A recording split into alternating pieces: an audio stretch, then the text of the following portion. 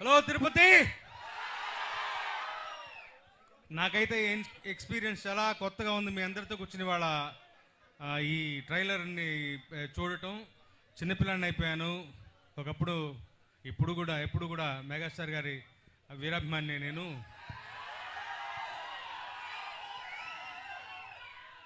Anil Ravipudi film అని చూడంగానే ఒక ఎక్సైట్మెంట్ వాళ్ళ రోజున అందరిలోకి. సంక్రాంతికి డెఫినెట్గా వచ్చి బలమైన హిట్ కొడతాడన్నటువంటి విశ్వాసం అందరికీ, నాకు మరీ ఎక్కువగాను. ఈ ట్రైలర్ చూసిన తర్వాత మరీ ఎక్కువగా నమ్మకం పెరిగింది. అద్భుతమైన సినిమా, ఒక ఎంటర్టైనర్ వస్తుంది. అందరూ అనిల్ రావిపూడిని పందెంకోడి అంటున్నారు, సంక్రాంతి పందెంకోడి అంటున్నారు.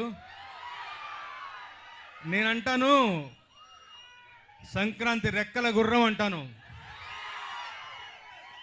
రెక్కల గుర్రం మీద ఎక్కింది ఎవరు? అది సంగతి. అసలే రెక్కల గుర్రం దాని మీద ఎక్కింది మరెవరో కాదు, మెగాస్టార్ గారు. ఆయన ఫోర్ట్ అది, ఆయనకి బలమైనటువంటి విషయం ఎంటర్టైన్మెంట్. ఎంత బాగా పండించారు ట్రైలర్లోనే. ఇంకా మరోసారి చూడాలనిపిస్తుంది నాకు. ఈ 2.5 నిమిషాల ట్రైలరే ఇలా ఉంటే 2.5 గంటల సినిమా ఎలా ఉండబోతాం ఈ ఊకే వదిలేస్తున్నాను. సంక్రాంతి బరిలో ఘనమైన విజయాన్ని నమోదు చేయడానికి మన శంకర్ వరప్రసాద్ గారు వస్తున్నారు. మనందరినీ గొప్పగా అలరించబోతున్నారు. ఆల్ ది వెరీ బెస్ట్ మన శంకర్ వరప్రసాద్ గారు.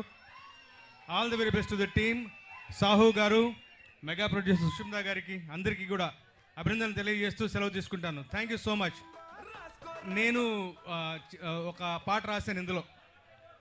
సినిమా బిగినింగ్లో వచ్చేటువంటి పాట. ఒక్కరోజు షూటింగ్కి వెళ్ళాను. నిజంగా చెప్తున్నాను, ఘరానా మొగుడు నాటి చిరంజీవి గారిని చూసిన ఫీలింగ్ కలిగింది నాకు.